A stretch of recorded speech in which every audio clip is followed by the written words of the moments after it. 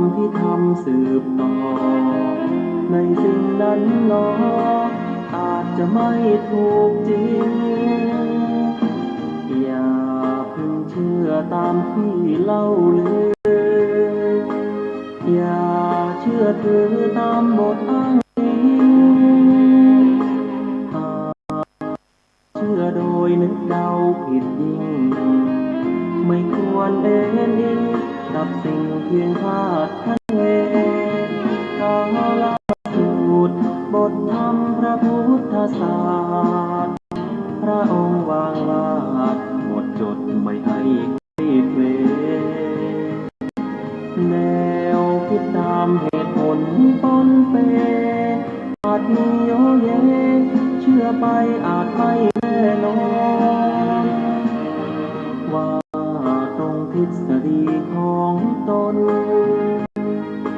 เชื่อจนล้นนั้นผิดคำสอนเชื่อรูปลักษณ์นั้นควรสังวรแม้อาจารย์สอนใช่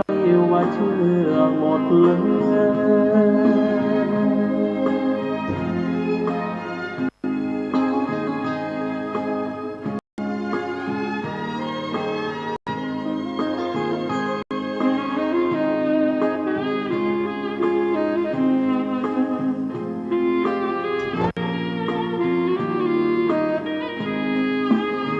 กาลมาสูตรบทธรรมพระพุทธศา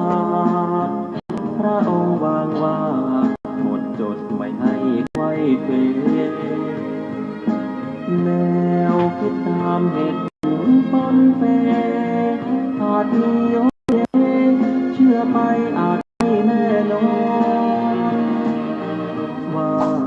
ตรงทฤษฎีของตนเชื่อจนล้นนั้นผิดคำสอนเชื่อรูปลักษณ์ควรสังวรแม้อาจารย์สอนใช่ว่าเชื่อหมดเลย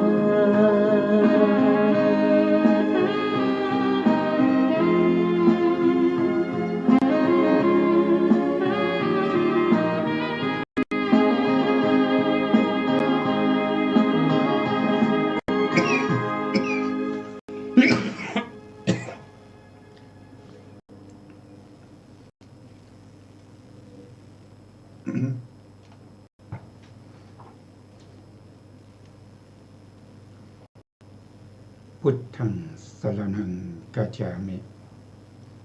ธัมมังสรณังกัจฉามิสังฆังสรณังกัจฉามิ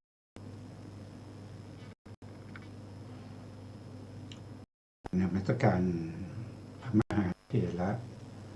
พระสังฆาธิการพระเถรานุเถระสวัสดีท่านผู้ฟังและผู้ชมทุกท่านกลับมาพบกับการศึกษาพระสัทธรรมเพื่อการพ้นทุกข์ครั้งนี้เป็นครั้งที่ 9ในเรื่องของมหานิทานสูตรซึ่งเป็นพระสูตรที่นำมาจากพระไตรปิฎกและอรรถกถาชุด91เล่มอยู่ในเล่มที่13ซึ่งเป็นพระสูตรที่พูดถึงในเรื่องของปฏิจจสมุปบาทก็เป็นเรื่องที่พูดถึงผลในการเวียนว่ายตายเกิดในวัฏสงสารรายการนี้เป็นรายการที่นำเสนอหรือศึกษาพระไตรปิฎกทางสถานีวิทยุวัดฝ่ายหินจังหวัดเชียงใหม่คลื่นFM 104.5 เมกะเฮิรตซ์ซึ่งมีอยู่เป็นประจำทุกวันอาทิตย์นะครับเป็นรายการที่นำพระไตรปิฎกมาศึกษาร่วมกับท่านผู้ฟังโดยมีอาจารย์กันดาผู้ที่จะสาธยาย ส่วนผมก็จะเป็นผู้ที่ดำเนินรายการ เพื่อให้รายการเป็นไปด้วยดีนะครับรายการนี้มีประมาณ1 ชั่วโมงนะครับตั้งแต่ 16 นาฬิกาถึง 18 นาฬิกา 16 ถึง 16 นาฬิกาถึง 17 นาฬิกานะครับก็รับฟังได้ตามอัธยาศัยนะทางสถานีวิทยุ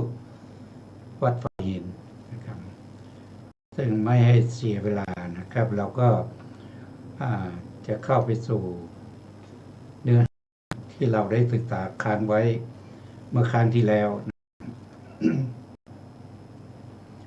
ครั้งที่แล้วก็ได้พูดถึงความปรารถนาของพระอานนท์นะครับ ที่ปรารถนาจะเป็นผู้ที่อุปถากพระสัมมาสัมพุทธเจ้าคือผู้ที่จะดูแลพระสัมมาสัมพุทธเจ้าองค์ใดองค์หนึ่งในอนาคตข้างหน้าท่านก็ตั้งความปรารถนามาตั้งแต่สมัยพระพุทธเจ้าปัทุมุตตระเมื่อ100,000 กับที่แล้วด้วยเหตุจูงใจให้ท่านตั้งความปรารถนาก็เนื่องจากว่าหลังจากที่ท่านไปทำศึกสงครามชายแดนแล้วก็ได้ชัยชนะกลับมาก็ขอพระบิดาซึ่งเป็นกษัตริย์นะครับขอเป็นผู้ที่ขอพระบิดาว่าจะขอทำบุญกับพระสัมมาสัมพุทธเจ้าปทุมมุตตระนะครับเป็นระยะเวลา3 เดือนในช่วงเข้าพรรษาแล้วเมื่อพระองค์ประทานให้นะครับพระราชกุมารนะครับชื่อว่าสุมาณะคืออดีตชาติของพระอานนท์และนะ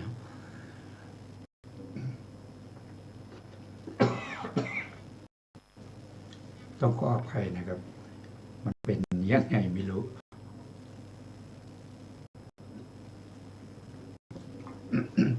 ก็เป็นอดีตชาติของพระอานนท์นะครับตอนนั้นเป็นเจ้าชายเป็น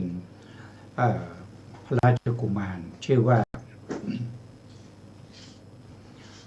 สมณะราชกุมารนะครับก็ไปขอพระบิดาก็อนุญาตให้เดินก็เลยให้ข้าราชบริพารของท่านนะครับดูแลโดยการเบิกเงินจากคลังของท่านเองแล้วท่านก็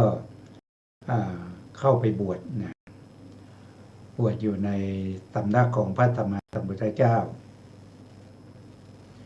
ในช่วงที่นั้นท่านก็ได้อยู่กุฏิที่ใกล้ๆกับ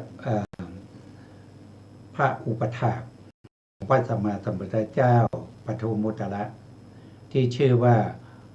นะเถระนะครับก็ชื่อเหมือนกันนะครับชื่อเหมือนกันชื่อสมณเถระก็เห็นความพืชปฏิบัติของผู้ที่เป็นผู้อุปถากพระสัมมาสัมพุทธเจ้าแล้วเกิดความพึงพอใจนะเกิดความพึงพอใจเกิดความศรัทธาเห็นแล้วก็เบิกบานนะครับก็เลยตั้งความปรารถนาอยากจะเป็นพุทธอุปถากของพระสัมมาสัมพุทธเจ้าในโอกาสข้างหน้าเมื่อดูแลพระสัมมาสัมพุทธเจ้าปทุมมุตตระครบ3 เดือนก็ถวายอาหารถวายผ้าไตรจีวรถวายสิ่งที่จำเป็นแก่พระสงฆ์แล้วก็ทูลขอตำแหน่งจากพระพุทธเจ้าปทุมมุตตระพระพุทธเจ้าปทุมมุตตระก็ตรวจสอบดูด้วยญาณอนาคตญาณนะครับก็เห็นว่าพอจะเป็นไปได้นะพอจะเป็นไปได้ในแสนกัดข้างหน้าจะมีพระพุทธเจ้าหนึ่งนะครับชื่อว่าพระ โคดมหรือที่เราเรียกกันว่าพระศรีสักยมุนีโคดมนะก็เลยให้คำพยากรณ์ว่าความปรารถนาของราชกุมารจะสำเร็จนับจากนี้ไปอีก100,000 มหากัปนะครับจะมีพระพุทธเจ้าอุบัติขึ้นคือพระพุทธเจ้าโคตมะนะโคตมะหรือโคดมนั่นแหละนะเมื่อพระราชบุตรได้รับคำพยากรณ์ก็เกิดปิตินะส่วนเรื่องเราจะเป็นยังไงต่อไปนั้นก็ต้องเรียนเชิญกันเรียนเชิญอาจารย์กันดาท่านจะได้มาบรรยายให้พวกเราฟังนะครับท่านก็พร้อมอยู่ในสายแล้วนะครับก็เรียนเชิญกันอาจารย์ท่านได้ทักทายท่านผู้ฟังก่อนที่จะบรรยายครับเชิญครับอาจารย์ครับกราบนมัสการพระคุณเจ้าพระเถรานุเถระและสวัสดีท่านที่รับฟังและรับชมอยู่ทางบ้านนะคะต่อจากคราวที่แล้วพระกุมารทรงสดับดังนั้นจึงดำริว่าธรรมดาพระพุทธเจ้าทั้งหลายย่อมมีพระดำรัสไม่เป็นสองดังนี้ในวันที่สองนั่นเองทรงรับบาตรและจีวร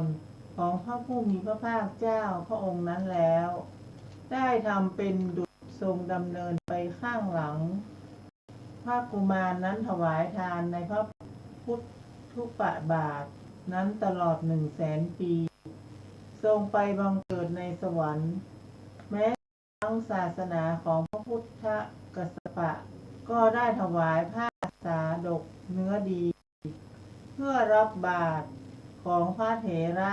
ผู้เที่ยวไปบิณฑบาตแล้วได้ทรงทำการบูชาได้ไปบังเกิดบนสวรรค์จุติจากนั้นแล้วได้เป็นพระเจ้าพาราณสีทรงสร้างบรรณศาลาแด่พระปัจเจกพุทธเจ้า8 องค์ตั้งหม้อน้ำใสดุจแก้วมณีไว้ได้ทรงกระทำการบำรุงด้วยปัจจัย4ตลอด10,000 ปีเหตุเหล่านี้เป็นที่ปรากฏชัดแล้วก็พระสุมนราชกุมารนั้นทรงบริจาคทานอย่างเดียวตลอด100,000 กับทรงบังเกิดในภพดุสิตพร้อมกับพระโพธิสัตว์ของเราครั้นจุติจากภพดุสิตนั้นได้ถือปฏิสนธิในพระตำหนักของเจ้าสักยะพระนามว่าอมิโตทนะ เมื่อพระผู้มีพระภาคเจ้าเสด็จออกทรงผนวดโดยลำดับได้บรรลุสัมมาสัมโพธิญาณแล้ว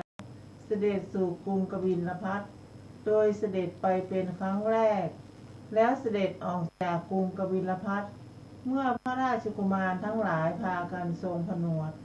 เพื่อเป็นบริวารของพระผู้มีพระภาคเจ้าได้เสด็จออกพร้อมกับ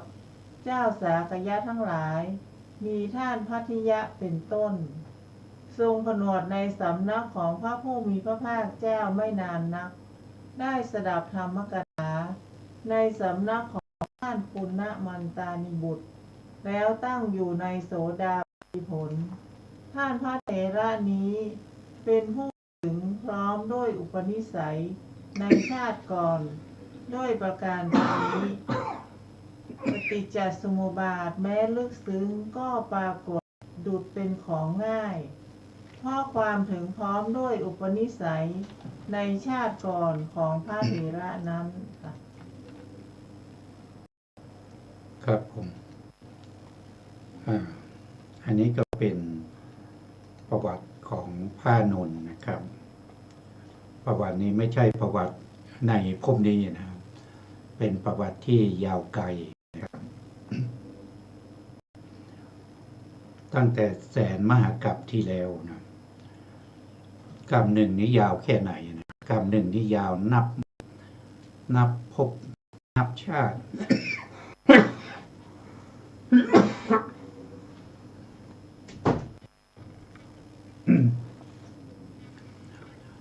ที่เกิดนั้นไม่ได้นะครับ ยาวเลยเกินนะอย่างกรรมหนึ่งก็หมายความว่าอย่างเช่นโลกของเราใบนี้นะตั้งขึ้นนะครับเกิดขึ้นพูดง่ายๆก็คือจักรวาลนี้เกิดขึ้นไปจนถึงจักรวาลถูกทำลายอย่างนี้ยังนับว่าเป็นเศษ1/4ของมหากัปนะเพราะกัปที่เราอยู่นี้เขาเรียกว่าเป็นวิวัตถายีอาสงไขยกัปถ้าว่าโดยวิวัตถายีอาสงไขยกัปแล้วก็สามวัตตะอาสงไขยกัปสามวัตตะถายีอาสงไขยกัปแล้วก็วิวัตตะอาสงไขยกัปนะรวมกัน4กัปนี้นะครับก็จะเป็น1มหากัปเป็น1มหากัปโลกของเรานี้จักรวาลของเรานี้ตั้งอยู่ได้แค่เศษ1/4ของมหากัปเท่านั้นเองเพราะฉะนั้นโลกใบหนึ่งหรือกับหนึ่งเนี่ยมันยาวนานมากนะครับยาวนานมากเมื่อราชกุมารนะครับสุมาณะท่านได้รับพุทธพยากรจากพระปทุมมุตระสัมมาสัมพุทธเจ้าแล้วท่านก็บุญตลอด100,000 ปีนะ100,000 ปีคือมนุษย์ในชมพูทวีปนี้อายุไม่แน่นอนนะครับบางยุคบางสมัยมีอายุนับเป็นอาสงไขยปีนะอันนี้เป็นอาสงไขยมีหน่วยเป็นปีนะถ้าเป็นมหากัปเนี่ยเขาเป็นหน่วยเขาเป็นมหากัปนะแต่ว่าถ้าเป็นที่ได้พูดไปก็คือเต้น1/4มหากัปนั้นเขามีหน่วยเป็นอาสงไขยนะอาสงไขยกัปมีมหากัปอาสงไขยกัปแล้วก็อันตกัปแล้วก็อายุกัปนะอายุกัปเมื่อท่านได้ทำบุญอยู่ในสำนักของพระเจ้าท่านก็เปลี่ยนไปตายเกิดอยู่ในสุคติภูมิเป็นส่วนมากนะโดยมากท่านก็จะไปเกิดอยู่บนสวรรค์นะบนสวรรค์โดยเฉพาะในสวรรค์ชั้นดุสิตนะบางครั้งท่านก็เป็นเจ้าแห่งเทวดาในชั้นดาวดึงส์นะเปลี่ยนไปตายเกิดอยู่นับพบนับชาติไม่ได้นะครับจนในที่สุดก็ได้มาเกิดในสักยวงศ์นะครับคืออามิโตนะอามิโตธนะเนี่ยเป็นน้องของพระเจ้าสุโธทนะนะครับก็ถือว่าเป็นลูกพี่ลูกน้องกับเจ้าชายสิทธัตถะนะเขามีศักดิ์เป็นน้องนะครับเป็นน้องแต่ถามว่าพระอานนท์กับพระพุทธเจ้าเนี่ยถ้านับอายุแล้วใครแก่กว่ากันพระอานนท์กับพระพุทธเจ้าเนี่ยเกิดในวันเดียวกันนะครับเกิดในวันเดียวกันเพราะฉะนั้นก็เป็นอะไรเป็นสหายนะเป็นสหชาติของพระพุทธเจ้านะของเจ้าชายสิทธัตถะนะเมื่อเกิดมาแล้วแล้วก็เจ้าชายสิทธัตถะก็ออกบวชนะออกบวชจนได้สำเร็จเป็นพระสัมมาสัมพุทธเจ้าแล้วก็พระเจ้าสุโธทนะก็ให้อมาตย์นะครับที่ชื่อว่ากุลุทายีนะ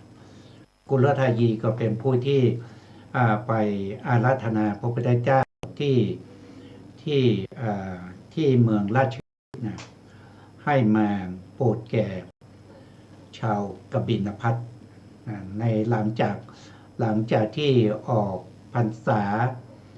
รษาที่1นะครับพรรษาที่1ของพระพุทธเจ้านะเมื่อพระพุทธเจ้าเสด็จมาที่กับกรุงกบิลพัสต์นะก็มาแสดงยมกะปาฏิหาริย์ได้อย่างแสดงฤทธิ์นะแสดงฤทธิ์ เป็นคู่ๆนะครับที่ไม่มีใครที่จะแสดงได้เหมือนกับพระสัมมาสัมพุทธเจ้านะแล้วก็พญาติทั้งหลายก็เกิดความศรัทธาในพระสัมมาสัมพุทธเจ้าเป็นอย่างยิ่งนะเมื่อได้เห็นอิทธิปาฏิหาริย์ที่เรียกว่ายมกะปาฏิหาริย์นะครับพระเจ้าสุโธทนะก็เลยออกกฎนะครับให้ราชวงศ์หรือที่เป็นชาวกบิลพัสนะบ้านไหนมีลูกผู้ชายนะครับก็ให้ออกบวชตามพระพุทธเจ้านะตามพระพุทธเจ้าไปนะครับเพราะว่าท่านบอกว่าในสมัยถ้าเจ้าชายสิทธัตถะถ้าครองราชสมบัติก็จะได้พระเจ้าจักรพรรดินะพวกกุมารทั้งหลายเหล่านี้นะครับพญาติทั้งหลายเหล่านี้ก็จะต้องทำเสด็จนะเจ้าพระราชาพระเจ้าจักรพรรดินะแต่ตอนนี้พระเจ้าเจ้าชายสิทธัตถะออกบวชได้เป็นพระพุทธเจ้าแล้วนะฉะนั้นก็สมควรเลยนะครับที่จะต้องมีเจ้าชายทั้งหลายนะครับต้องออกบวชติดตามให้ตระกูลหนึ่งนะครับก็ส่งลูกชายไปบวชแล้วก็ติดตามพระพุทธองค์นะครับพระอานนท์ก็เป็นผู้หนึ่งนะครับก็ออกบวชตอนนั้นแล้วก็ติดตามพระพุทธองค์ไปนะพระอานนท์นี่บวชในสำนักของพระสัมมาสัมพุทธเจ้านะแต่พระอานนท์นี่ไม่ได้โสดาบันในสำนักของพระเจ้านะครับไปได้โสดาบันจากปุณณมาตนีบุตรนะมาปุณณมาตนีบุตรนี้เป็นหลานของพระอัญญาโกฏัญญะนะพระอัญญาโกฏัญญะแล้วก็ปุณณมันตนีบุตรเนี่ยบวชกับพระอัญญาโกฏัญญะแล้วก็ได้ฟังธรรมจากพระอัญญาโกฏัญญะก็ได้เป็นโสดาบันแล้วก็ปฏิบัติจนได้เป็นพระอรหันต์นะเป็นมากน้อยนะครับเป็นผู้มากน้อยนะเป็นผู้ที่สันโดษนะแล้วพระอานนท์ก็ได้ฟังธรรมจากท่านแล้วก็ได้เป็นโสดาบันนะอันนี้ก็เป็นประวัติของพระอานนท์นะครับ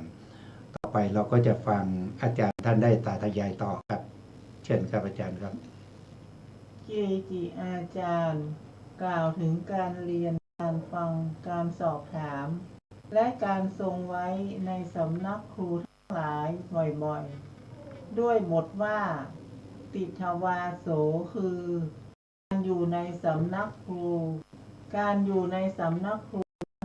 ของพระเถระบริสุทธิ์อย่างยิ่งแม้ด้วยเหตุนั้นปฏิจจสมุปบาทนี้แม้ลึกซึ้งก็ปรากฏแก่พระเถระเป็นดุจเป็นของง่ายอันหนึ่งปัจจัยาการปรากฏ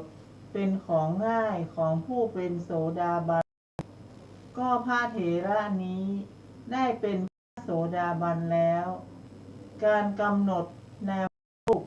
ย่อมปรากฏแก่ท่านผู้เป็นพหูสูตรจุดเตียงและตังย่อมปรากฏเมื่อดวงประทีปส่องสว่างในห้องนอนประมาณ4 ศอกก็ท่านพระเถระนี้เป็นผู้เลิศของผู้เป็นพหูสูตรทั้งหลายปัจจัยาการแม้ลึกซึ้งก็ปรากฏแก่พระเถระนั้นดุจเป็นของง่ายด้วยอานุภาพแห่งความเป็นพหูสูตรด้วยประการฉะนี้ในความง่ายและความลึกซึ้งของปฏิจจสมุปบาทนั้นปฏิจจสมุปบาทชื่อว่าเป็นของลึกซึ้งด้วยอาการ4 อย่างคือด้วยความลึกซึ้งโดยอัตถ์ด้วยความลึกซึ้งโดยธรรมด้วยความลึกซึ้งโดยเทศนาด้วยความลึกซึ้งโดยปฏิเวทในความลึกซึ้ง4 อย่างนั้นปฏิจจสมุปบาทเป็นของลึกซึ้งมีอัตถ์ว่ามีและเกิดขึ้นเพราะชาติเป็นปัจจัยแห่งชราและมรณะเป็นของลึกซึ้งมีอัตถ์ว่ามีและเกิดขึ้นเพ ราะอาวิชชาเป็นปัจจัยแห่งสังขารทั้งหลาย เพราะเหตุนั้นนี้คือความที่ปฏิจจสมุปบาทมีความลึกซึ้ง โดยอัตปฏิจจสมุปบาทเป็นของลึกซึ้ง มีอัตคืออวิชชาเป็นปัจจัยแห่งสังขารทั้งหลายเป็นของลึกซึ้ง มีอัตคือชาติเป็นปัจจัยแห่งชราและมรณะ เพราะเหตุนั้นนี้ชื่อว่าความที่ปฏิจจสมุปบาทมีความลึกซึ้งโดยธรรม ในบางสูตรท่านแสดงปฏิจจสมุปบาทโดยอนุโลม ในบางสูตรโดยปฏิโลม ในบางสูตรทั้งโดยอนุโลมและปฏิโลม ในบางสูตรโดยอนุโลมหรือโดยปฏิโลมตั้งแต่ตอนกลาง ในบางสูตรโดยอนุโลมหรือโดยปฏิโลมตั้งแต่ตอนท้าย ในบางสูตรมีสนธิสามสังเขปสี่ในบางสูตรมีสนธิสองสังเขปสามในบางสูตรมีสนธิหนึ่งสังเขปสองเพราะเหตุนั้นนี้ชื่อว่าความที่ปฏิจจสมุปบาทมีความลึกซึ้งโดยเทศนาอันหนึ่งปฏิจจสมุปบาทเป็นของลึกซึ้งมีอัตว่าไม่รู้ไม่เห็นไม่แทงตลอดสัจธรรมแห่งอวิชชาเป็นของลึกซึ้งมีอัตว่าปรุงแต่งรวบรวมสังขารทั้งหลายมีกำหนัดและคลายความกำหนัดมีอัตว่าความเป็นของศูนย์ความไม่ขวนขวาย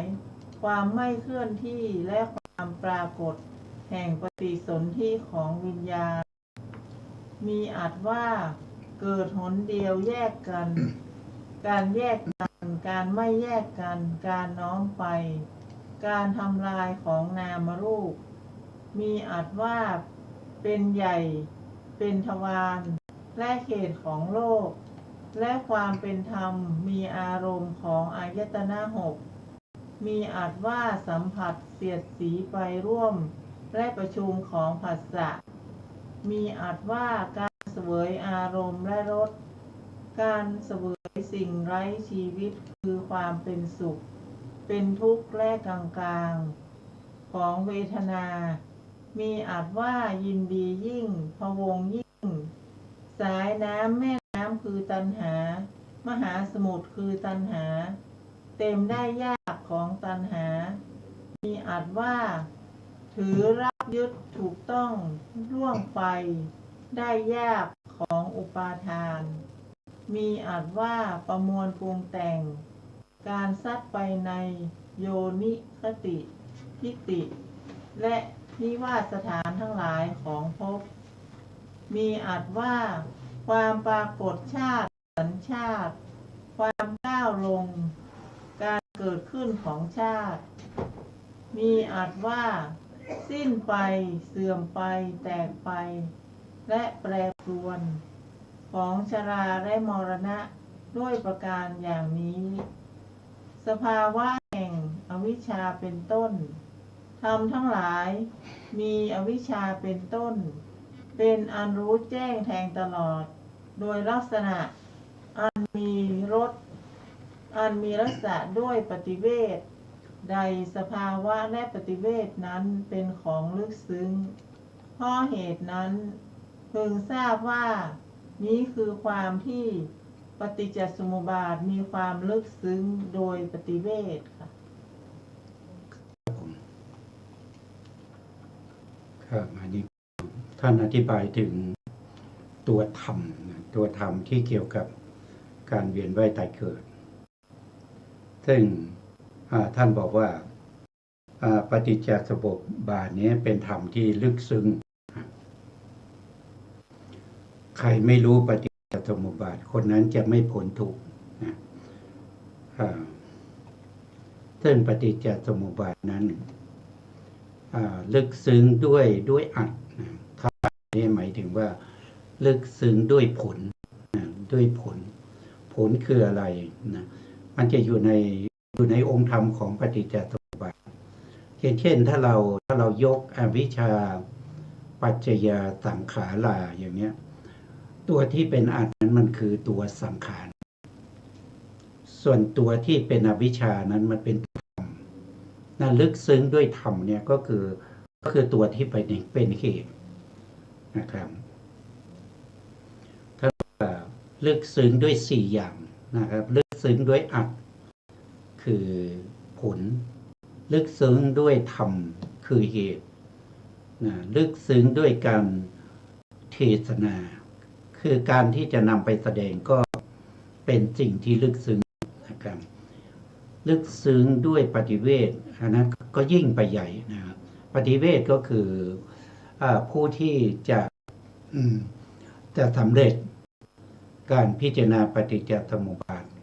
เห็นตามความเป็นจริงปฏิเวทนั่นก็คือต้องได้เป็นพระอริยบุคคลอย่างเช่นพระอานนท์เป็นต้นนะถ้าบุคคลที่ว่าได้บรรลุนะได้บรรลุเป็นพระอริยบุคคลเป็นโสดาบันเป็นอนาคามีนะครับถ้าไม่รู้เรื่องปฏิจจสมุปบาทนั้นแสดงว่าเป็นพระอริยบุคคลเขาเรียกว่าเป็นอริยบุคคลแต่งตั้งเองนะครับพูดไปก็คือแต่งตั้งเองไม่ได้เป็นพระอริยบุคคลของพระสัมมาสัมพุทธเจ้านะถ้าเป็น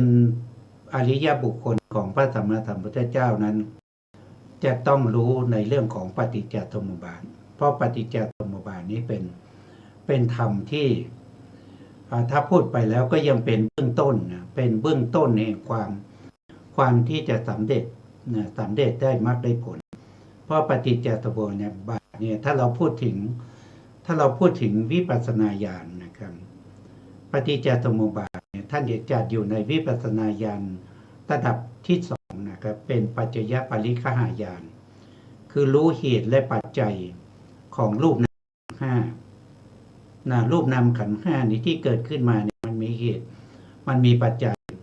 อะไรเป็นเหตุอะไรเป็นปัจจัยนะครับอะไรเป็นปัจจยุบันอะไรเป็นผลนะครับต้องรู้ชัดถ้าไม่รู้ชัดก็ไม่สามารถที่จะได้สัมมาสนญาณสัมมาสนญาณเป็นญาณที่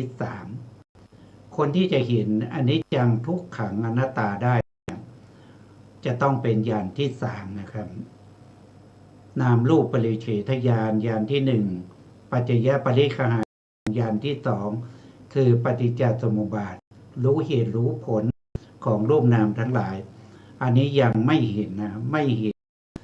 สามัญญลักษณะยังไม่เห็นอนิจจังทุกขังอนัตตาจะเห็นได้ต่อเมื่อขึ้นญาณที่3สัมมาสนญาณแล้วคำสั่งสอนในพระพุทธศาสนา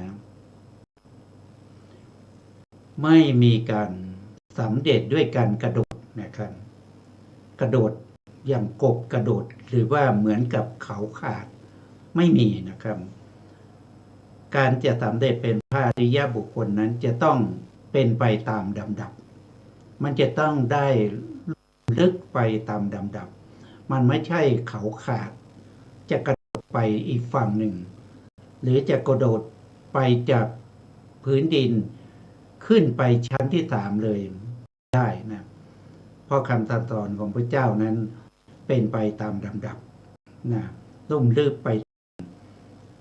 ลำดับนะก็ตั้งแต่นามรูปปริเฉทญาณนะครับแล้วก็ถึงจะได้ปัจจยปริคหายานและถึงจะได้สัมมาสนญาณก่อนได้นามรูปปริเฉทญาณนั้นก็ต้องมีอันดับแรกเลยนะครับนั่นก็คือต้องมีศีลที่บริสุทธิ์นะถ้ามีศีลที่ไม่บริสุทธิ์มันจะไม่สามารถที่จะเจริญสมถะได้นะไม่สามารถที่จะรวบรวมจิตใจให้สงบตั้งมั่นนะด้วยกำลังของสมาธิได้พอวิปัสสนาจะรู้เห็นนามรูปปริเฉทญาณได้วิปัสสนาญาณนั้นจะต้องมีสมถะเป็นบาต สมถะที่เป็นบาตจะต้องมีกำลังเป็นอุปจารสมาธินะต้องมีอุปจารสมาธิคือสมาธิที่นิวรณ์ทั้งหลายสงบแล้วเป็นสมาธิที่ใกล้ต่ออัปปนาฌานนะอันนี้เป็นบาตนะครับเป็นบาตก็คือเป็นพื้นฐานที่จะมารองรับวิปัสสนาญาณนะครับวิปัสสนาญาณตั้งแต่นามรูปปริเฉทญาณไปถ้าไม่มีสมาธิที่เป็นอุปจารสมาธิไม่มีโอกาสที่จะได้เห็นรูปนามตามความเป็นจริงนะตามสภาวะที่เขาเป็นนะครับไม่มีโอกาสได้เห็นที่พูดกันนะครับก็คือได้ยินได้ฟังมาได้จำมาได้เล่าเรียนมาจากคนที่เขามีความรู้แต่ถามว่าเห็นจริงๆแล้วยังนะก็ขึ้นอยู่กับแต่ละบุคคลว่าตัวเองเห็นเนี่ยมันเห็นอะไรนะเห็นนิมิตไปเห็นเทวดาไปเห็นอันนี้มันไม่ใช่นะมันไม่ใช่ศาสนานะอันนี้มันเป็นเรื่องของเป็นนิมิตนะเป็นนิมิตเนี่ยมันมีทั้งนิมิตที่ดีและนิมิตที่มันไม่ดีนะมันมีสองอย่างนะครับมันเป็นสิ่งที่คนปฏิบัติเนี่ยถ้าไม่มีอาจารย์นะไม่มีอาจารย์ไม่มีผู้รู้คนนั้นจะนะครับจะลงเพราะว่าจิตใจเริ่มสงบนิมิตจะปรากฏนะจิตใจเริ่มสงบเนี่ยมันไม่ใช่ว่ามันบางครั้งมันยังไม่ถึงอุปจารสมาธินะโดยมากเลยยังไม่ถึงอุปจารสมาธินะถ้าถึงอุปจารสมาธิเลยเนี่ยมันจะสงบนะมันจะสงบมันจะไม่มีนิมิตที่ไปเห็นเทวดาไปเห็นนู่นเห็นนี่นะมันไม่มีนะจิตมันจะสงบตั้งมั่นนะครับตั้งมั่นนะมันจะตั้งอยู่ในอารมณ์ที่เรากำหนดคืออารมณ์ของอารมณ์ของสมถะนั้นมันจะตั้งมั่นนะครับหรือถ้าได้นิมิตเขาจะเรียกว่าเป็นปฏิภาคนิมิตไม่ใช่นิมิตที่ไปเห็นเทวดาไปเห็นผีเห็นอะไรทั้งหลายมันไม่ใช่อย่างนั้นนะนี่ก็ต้องทำความเข้าใจนะครับเพราะว่าคำสั่งสอนของพระเจ้าเนี่ยมันมีที่มาที่ไปนะมันมีในพระไตรปิฎกมันมีในคัมภีร์ต่างๆนะครับพระไตรปิฎกอรรถกถาจานุดีกาโยชนากันถีนะครับมากมายเหลือเกินนะครับจนถึงปัจจุบันนี้เขาเรียกว่าเป็นคัมภีร์ของเกจิอาจารย์นะครับก็เราก็ต้องศึกษาไปตามลำดับนะครับศึกษาตั้งแต่พระไตรปิฎกนะครับพระไตรปิฎกถ้าพระไตรปิฎกเราศึกษาแล้วไม่เข้าใจเราก็ต้องไปเปิดคัมภีร์อรรถกถานะครับตัวที่อธิบายพระไตรปิฎกถ้าอรรถกถายังไม่เข้าใจก็ต้องไปฎีกานะครับฎีกาก็จะเป็นตัวที่มาขยายอรรถกถาอีกทีหนึ่งนะครับมันจะเป็นระดับชั้นไปนะครับเพราะฉะนั้นก็ให้เข้าใจว่าการที่ปฏิจจสมุปบาทเนี่ยมันลึกซึ้งด้วยประการ4อย่างนะครับหนึ่งก็คือลึกซึ้งด้วยอัตนะด้วยอัตก็คือเรื่องของผลนะครับถ้าว่าโดยผลเนี่ยมันมีอยู่5ประการด้วยกันนะผลคืออะไรคือรู้แจ้งในปัจจยุบันนะปัจจยุบันรู้แจ้งในเนี่ยเรื่องของนิพพานรู้แจ้งในอัตของพุทธพจน์นะครับเนื้อความในอัตของพุทธพจน์รู้แจ้งในวิบากรู้แจ้งในกิริยานะครับพวกนี้เขาเรียกว่าเป็นอัตนะเป็นผลนะแต่ถ้าว่าโดยธรรมเนี่ยมันจะเป็นเหตุนะครับเหตุนั้นก็คือต้องรู้แจ้งในปัจจัยธรรมทั้งหลายรู้แจ้งในอริยมรรคทั้งหลายรู้แจ้งในพุทธพจน์รู้แจ้งในกุศลรู้แจ้งในอกุศลทั้งหลายนะครับจะเป็นของคู่กันมันจะเป็นของคู่กันแล้วก็ลึกซึ้งในเรื่องของการเทศนาก็คือการที่จะนำมาแสดงมันก็เป็นเรื่องที่ลึกซึ้งนะคนที่มีความรู้ไม่มีความรู้นิดๆหน่อยๆเนี่ยจะพูดไม่ได้นะต้องคนที่เขามีความรู้เขาเรียนมาโดยเฉพาะในด้านนี้นะใน เรื่องของพระพุทธศาสนาตามพระไตรปิฎกนะครับ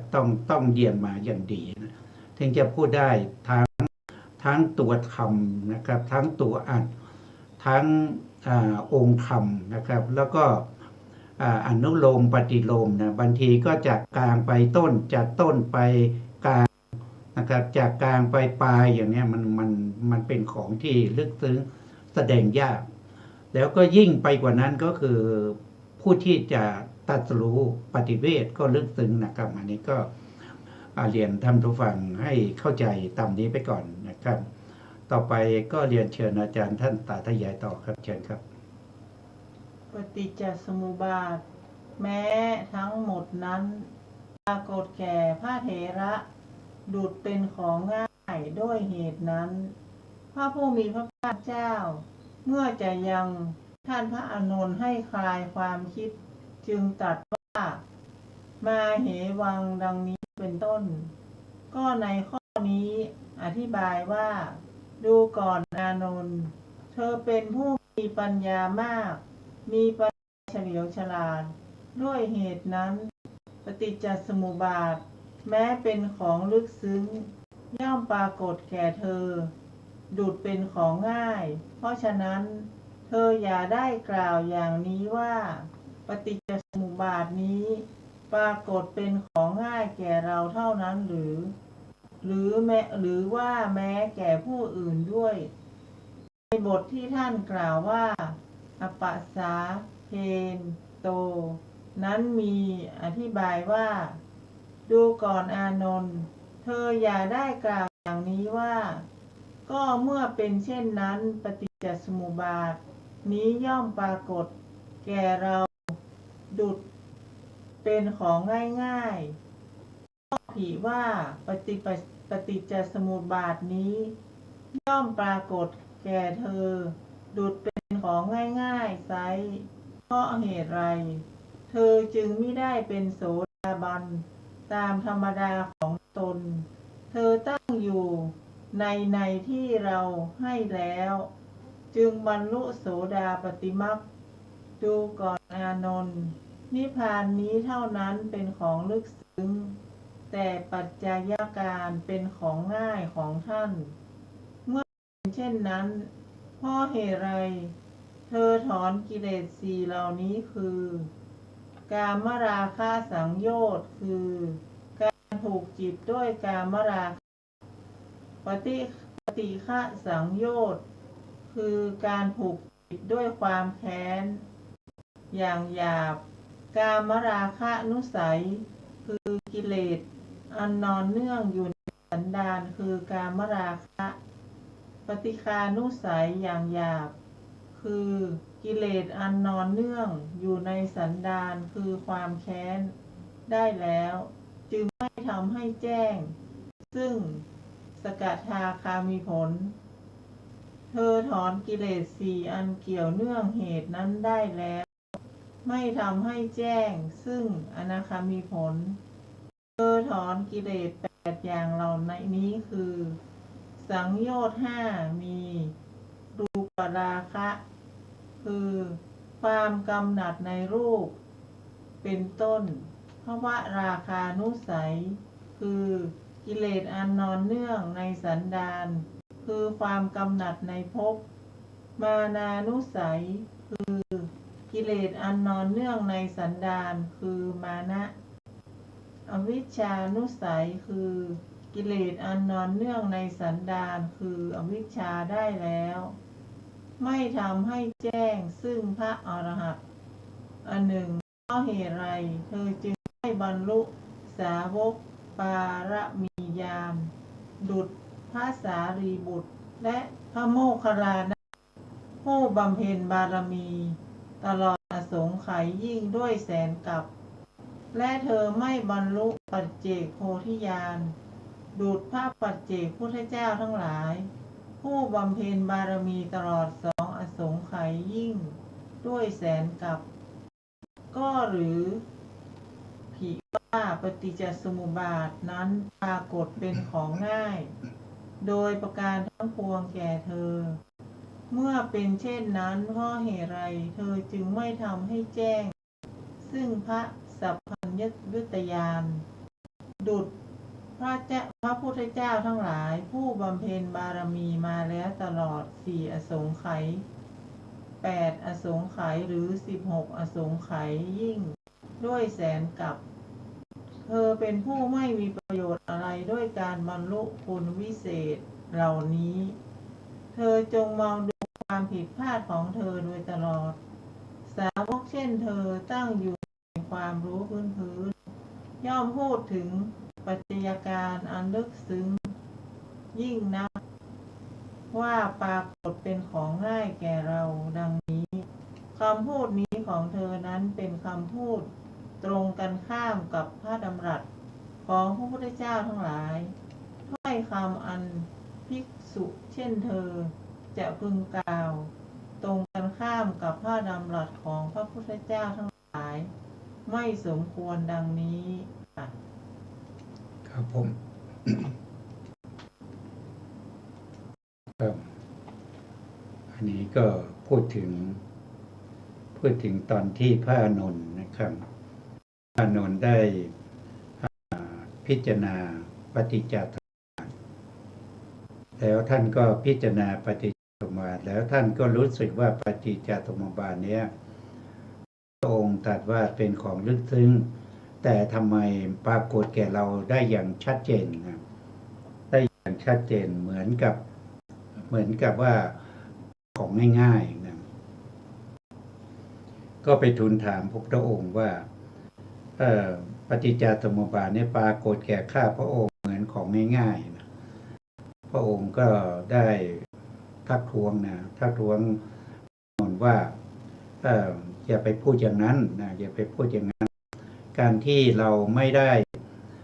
รู้แจ้งในปฏิจจสมุปบาทนี้แหละจึงเป็นเหตุให้เราต้องเวียนว่ายตายยาวนานนะครับยาวนานถึงเท่าไหร่ล่ะพระพุทธเจ้าก็ยาวนานตั้งแต่ตั้งความปรารถนามานะครับตั้งความปรารถนาในใจก็7 อสงไขยนะครับหลังจากนั้นก็เปล่งวาจาอีก9 อสงไขยแล้วก็ได้รับพุทธพยากรณ์4 อสงไขยแสนมหากัปใช้เวลาอยู่20 อสงไขยแสนมหากัปกว่าจะได้เป็นพระพุทธเจ้าพระองค์ก็ตรัสว่านะครับการที่เธอเห็นปฏิจจสมุปบาทได้อย่างนั้นก็เพราะเธอเป็นพระอริยบุคคลเป็นโสดาบันนะเป็นโสดาบันเพราะเธอผ่านวิปัสสนาญาณมาแล้วนะผ่านวิปัสสนาญาณมาแล้วเธอเป็นโสดาบันคำที่เธอกล่าวว่าปฏิจจสมุปบาทเนี่ยมันของง่ายนะเธออย่าไปพูดอย่างนั้นถ้าเหมือนของง่ายทำไมเธอไม่ทำให้มันเป็นสกทาคามีเธอยังไม่ได้คุณของความเป็นพระสกทาคามีเลยนะเธอเป็นแค่พระอริยบุคคลเบื้องต้นเป็นพระอริยบุคคลระดับที่1เท่านั้นเองถ้าเธอว่าปฏิจจสมุปบาทเป็นของง่ายเธอก็น่าจะได้ลิ้มรสปฏิจจสมุปบาทที่เป็นของพระสกทาคามีแต่นี่เธอยังไม่ได้เลยนะหรือไม่งั้นเธอก็จะได้ถ้าเธอว่าง่ายเธอก็น่าจะได้ปฏิจจสมุปบาทของพระอนาคามีแต่ตอนนี้เธอก็ยังไม่ได้หรือว่าถ้าเธอว่ามันง่ายเธอก็น่าจะได้ปฏิจจสมุปบาทของพระอรหันต์นะตอนนี้เธอก็ยังไม่ได้ลิ้มรสเลยนะหรือว่าถ้าเธอว่ามันง่ายเนี่ยเธอน่าจะได้ปฏิจจสมุปบาทเหมือนกับพระสารีบุตรกับพระโมคคัลลานะนะซึ่งเป็นบารมีสาวกนะครับบารมีสาวกเนี่ยต้องใช้เวลาบำเพ็ญบารมีถึง1 อสงไขยก็แสนนะแต่เธอเนี่ยบำเพ็ญบารมีมาแค่แสนกับเท่านั้นนะเธอยังเป็นโสดาบันอยู่เธออย่าพูดอย่างนั้นนะเธอพูดอย่างนั้นเนี่ยมันไม่ถูกนะครับแล้วท่านก็พูดถึงเรื่องของอนุสัยนะอนุสัยที่พระโสดาบันนี้ท่านละได้เนี่ยนะคือพระอานนท์ละได้เนี่ยมันเป็นอนุสัยที่เรียกว่ากามราคะอนุสัยที่มันเป็นอย่างหยาบมันเป็นอย่างหยาบคือเป็นประเภทที่นำไปสู่อบายนะนำไปสู่อบายก็คือนำไปเกิดในอบายภูมิเธอได้ตัวนั้นมา นะครับ แต่เป็นอย่างหยาบที่จะต้องละด้วยสกทาคามีเธอยังไม่ได้เลยนะแต่เธอก็ยังมีปฏิฆะสังโยชน์นะครับที่เป็นอย่างหยาบที่นำไปสู่อบายนะครับส่วนของอนาคามีเธอก็ยังไม่ได้นะครับเพราะฉะนั้นเธออย่ากล่าวว่าปฏิจจสมุปบาทนี้มันง่ายนะครับมันไม่ได้ง่ายเลยนะครับมันเป็นของที่ลึกซึ้งเข้าใจยากนะครับแต่เธอได้ของโสดาบันแล้วเธอจึงเข้าใจว่ามันง่ายเหมือนกันหมดมันไม่ได้ง่ายอย่างนั้นนะครับนะอันนี้ก็เป็นที่พระพุทธองค์ท่านตรัสแก่พระอานนท์โดยย่อๆนะครับ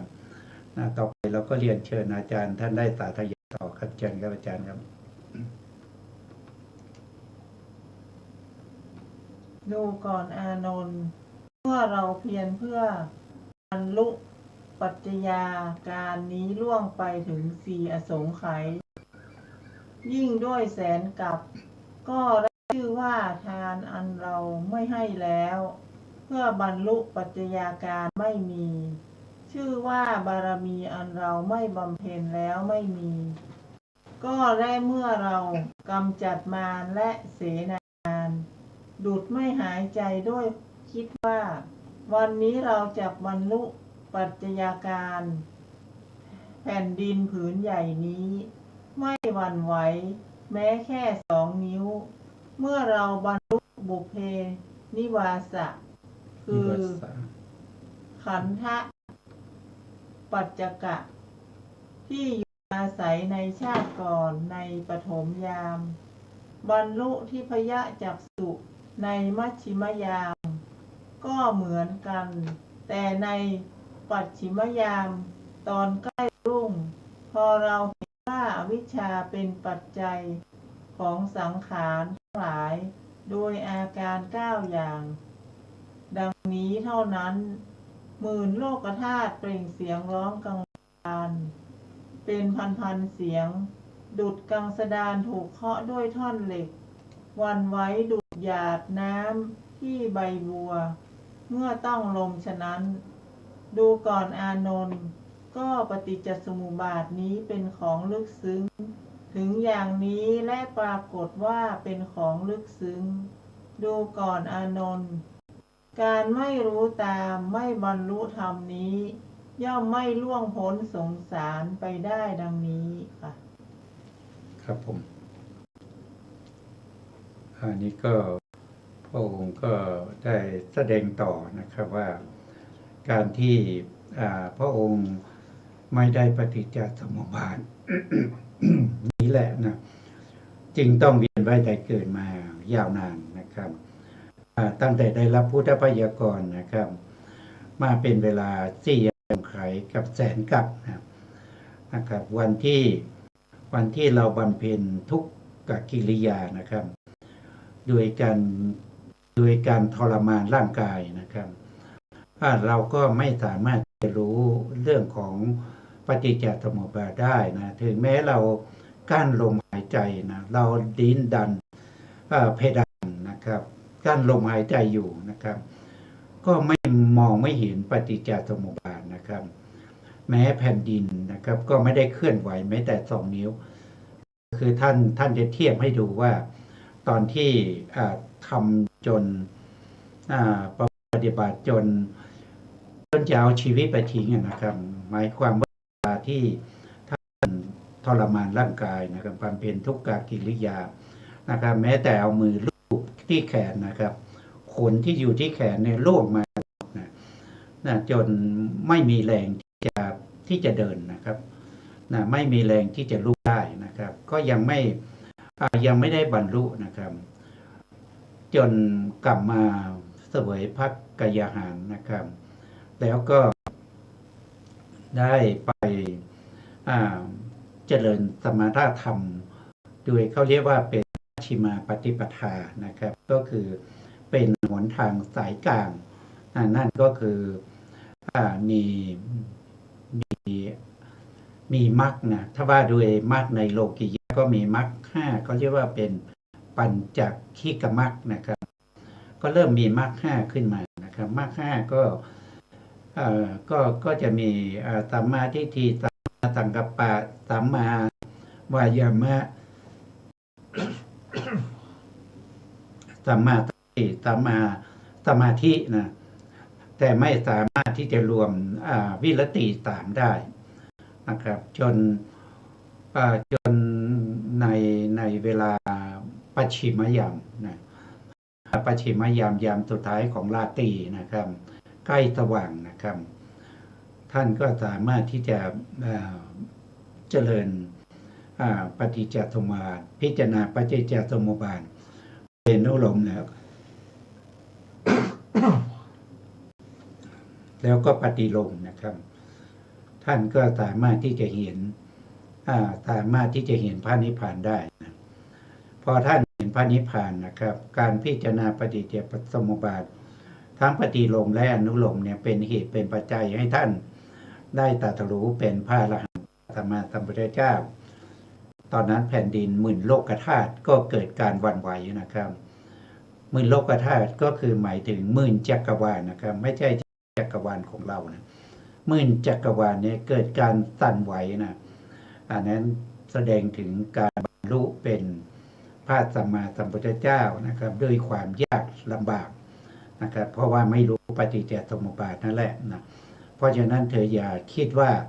ปฏิจจสมุปบาทนี่เป็นของง่ายนะครับที่เธอเห็นปฏิจจสมุปบาทนั้น